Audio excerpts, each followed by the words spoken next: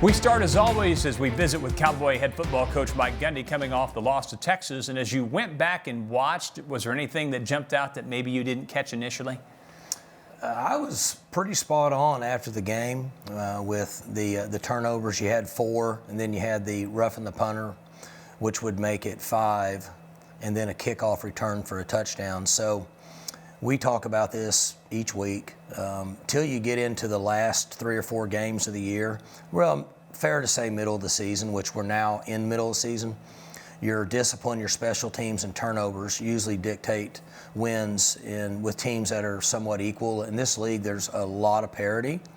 I don't ever look at spreads, but you're probably not going to have more than 3, 4, 5, 6-point spreads in a lot of the games in the league this year, which is a pretty even football game. And in those situations, particularly against a team as athletic as Texas, we really didn't give ourselves a chance. It's pretty amazing we still made it to overtime, to be honest with you. After having, if we would have sat here last week and said we were going to have 5 sudden changes of turnovers and give up a kick return, you could have convinced me we'd have lost by 3 touchdowns, and I would have said, that's probably right. So I was proud of the team for fighting back, continuing. We went the length of the field in a minute 20 or a minute 14 and with no timeouts, and did a good job on a max block to kick a field goal to press it into overtime. And then in the end, Ellinger made plays. He's in game 39 of his career, and you've seen the maturity that he's developed during his career. Mm-hmm. Remember him in his first 2 years, and he was making mistakes and everybody was talking about him, and now he's pretty sound in those situations with experience. So Texas made the plays in the end when they needed to win, and we didn't. So we have to give them credit for that. But defensively, we played pretty good, particularly the number of times we put him in a terrible situation with field position. And then the number of times we stopped them, and then we would turn it over and they had to go right back out. That's not a good thing in college football. And then offensively, we made plays. We just have to do a better job with the turnovers, as we all know. Clean up the kicking game. As you and I were talking about, we had really 1.5 missed tackles. We had one guy that could have made the tackle, another guy that should have made the tackle. And then we had 2 guys that were out of position. So for the fans out there and for the viewers, as a coach, we have to correct the 2 guys that were out of position. They've got to be in the right spot. Because kickoff is just like defensive football. You have a gap. We've got to get them in the right gap. And then at some point you make a determination on how good was that returner and then the guys he made miss. And people say, well, you can't have that happen. Well, we did it. We've done it here for long. When Des Bryant and Justin Gilbert and Parrish Cox and those guys were returning kicks, they made a lot of guys miss. So had a little bit of a perfect storm. It's not an excuse, you know me, but my job is to look at the tape and evaluate what happened in the game, get to the areas that need to be corrected, formulate a plan to correct them, and then put that in place. And so that's what I've done starting last night and then through the early part of the week until we get ready to get into Kansas State. When you looked at the tape, how did you feel about Spencer Sanders' game? His composure was good. We've talked about that. His competitiveness is through the roof, which it always is. He's physical. He plays hard. He makes a lot of fantastic plays. The interception he threw it behind the guy.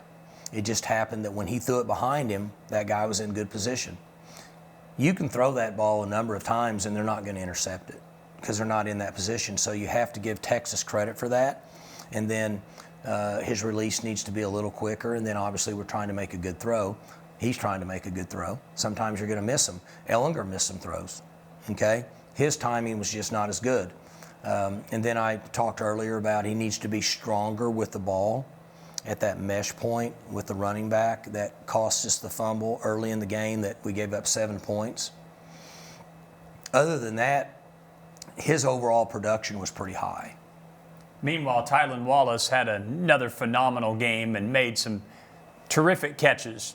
When you think about all the positives that he brings to the table, what do you think's number one?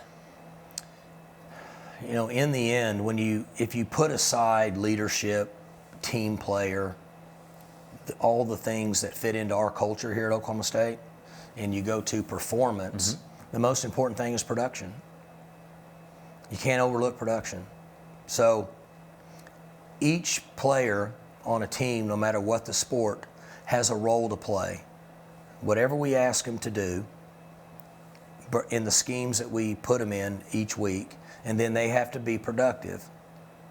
It's a little bit easier to illustrate it if you think about basketball. Dennis Rodman wasn't put in the game to score points. Dennis Rodman was put in the game to bang, to rebound, and play defense. Okay? Michael Jordan, we want you to score points. So in football, each one of our players have a role, and we need them to maximize that, and that's when we become a good football team. Stay with us. We preview Kansas State when we return.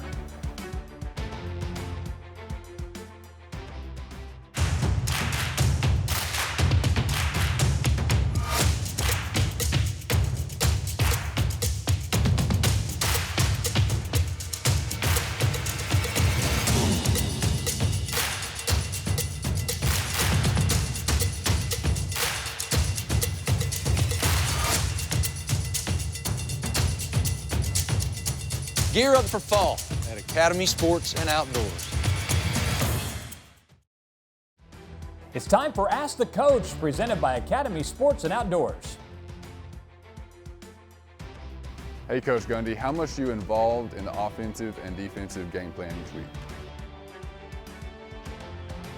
More offensively than defensively. My history and my years, my 34 or 5 years of college football has been on the offensive side of the ball. But we have coordinators and assistant coaches that I want them to be able to do their job and make decisions. So I'll have some input on offense, but not a lot on defense.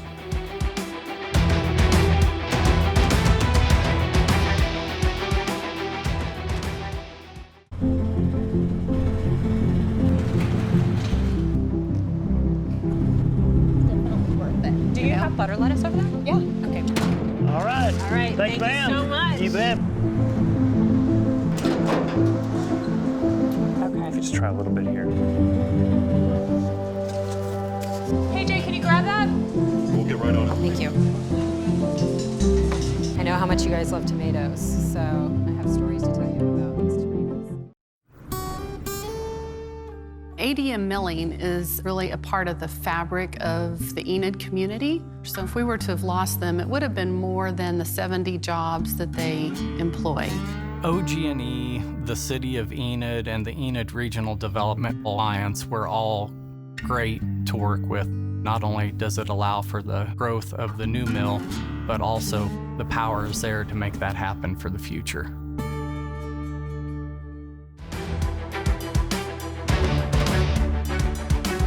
Back with Coach Gundy again, and next up, a road trip to Kansas State, who lost on the road to West Virginia over the weekend. And your impressions on K-State up to this point? Of course, they had the great win at Oklahoma. They're in a little bit of a rebuilding mode on offense because they had a quarterback change. They're gonna, in my opinion, they're kind of set in what they believe in.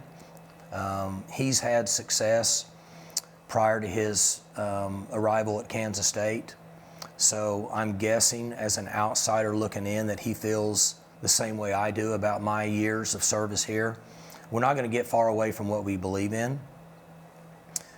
So they'll try to make some adjustments in that area based on what we're going to give them defensively. Their defense is pretty physical and tough. They were that way last year. They have guys that play on the inside that are willing to give their body up. 90 and 56 are defensive ends that play reckless like our people do. Their backers are physical. Their safeties tackle well.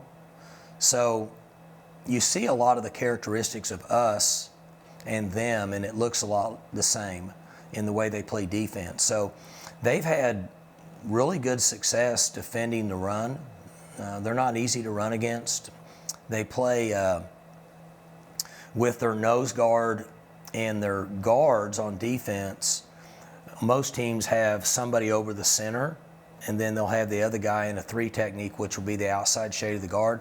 They like to play what we call heads up with 2-2 techniques where quite a bit they'll have a nose guard over the guard and a guard over the guard. Instead of shaded this way or that way, they'll have them head up. And then they'll play with 2 guys outside the tackles and the 2 inside backers. A little different. We don't see a lot of that. We did years ago, but we don't see a lot of that. And then they've played pretty tight coverage on the outside. They'll put a safety in the middle field some, they'll split them some, but the corners will get up and challenge you and try to take away the easy throws in the flat, and they'll roll the dice a little bit with what they do in the coverage. Last year there was quite a bit of I formation, old school offensive football. Still a lot of that, or maybe not as much? There could be some. I'm not sure what direction they feel like they need to go now with the quarterback. But they could very well say, let's protect him. Let's do some of this. Let's not play as fast. Let's rush the football. Let's use the clock and try to take advantage of who they think they might need to become offensively since they lost the quarterback. Stay with us. The heartwarming story of a Cowboy football player who was told he would not play football. Now he's playing at Oklahoma State. Stay with us.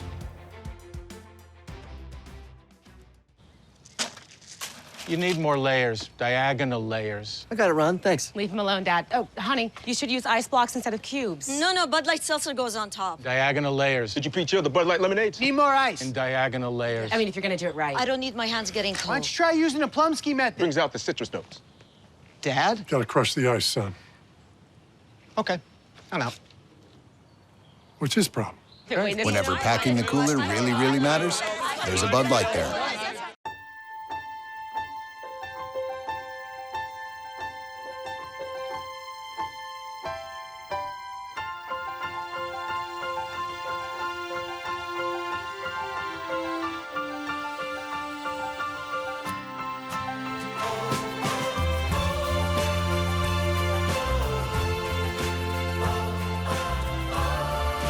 Living with joint pain. Take the first step at mercy.net/cowboysortho.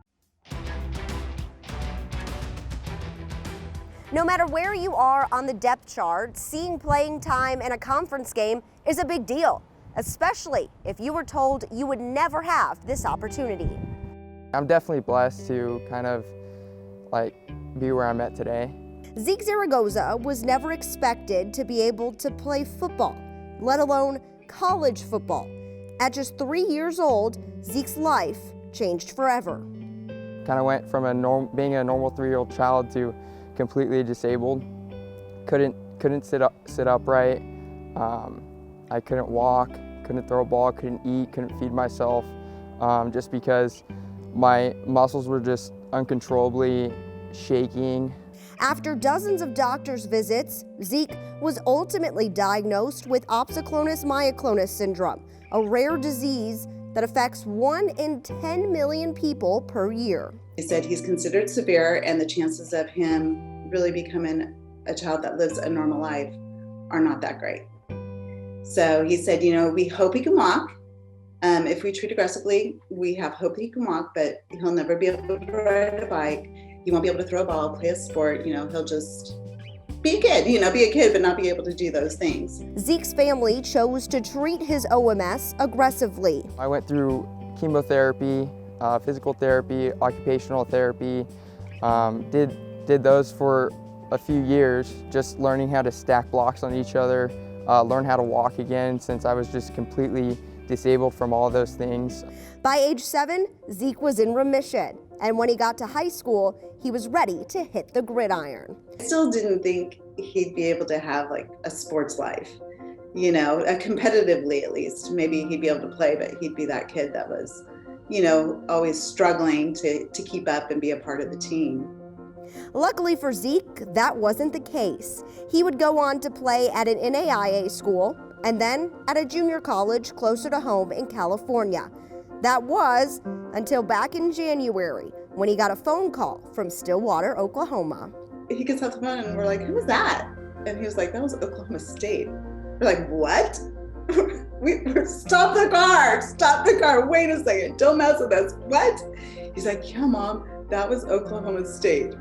And we're like, oh my gosh, tell us everything. Not long after that call, Zeke committed to be a long snapper for the Pokes. My mom always told me, never let your story go to waste, and I think playing at a Power 5 Division I school really gives me a great platform to kind of share my story and, show that, I don't take credit for any of this.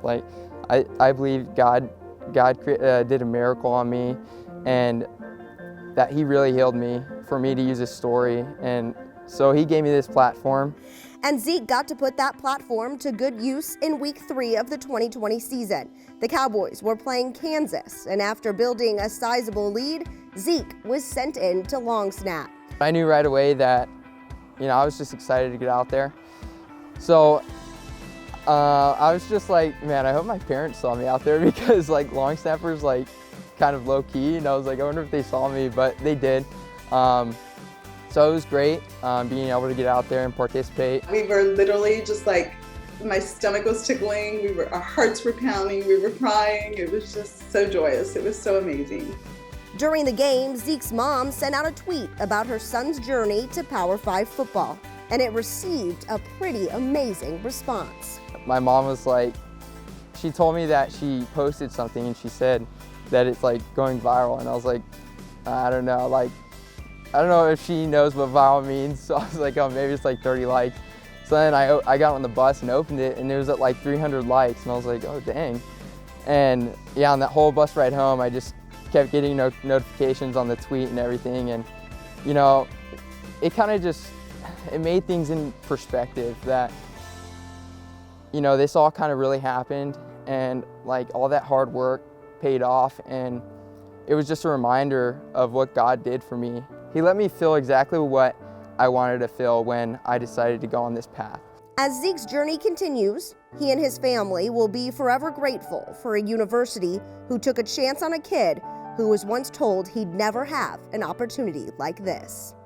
It's mind-blowing. I keep reminding him, pinch yourself. Do you realize, I probably tell him this once every 2 weeks, look around you. Do you see where you are? This is unbelievable. It's not even something we ever envisioned, ever. And for you to be given this opportunity and this chance, and Oklahoma State, the coaches had faith in you, and they see something in you. And so Oklahoma State is just, I'll probably cry every time I say the word the rest of my life. Including Mike Gundy. Just the thought that they brought this kid on that was, get choked up. Never expected to walk, but never expected to play a sport. And Zeke plans to continue using his platform to help others. That's the biggest goal for me, is those who are struggling right now can kind of see my story and see where I came from and see how God healed me. There's brighter days ahead, for sure.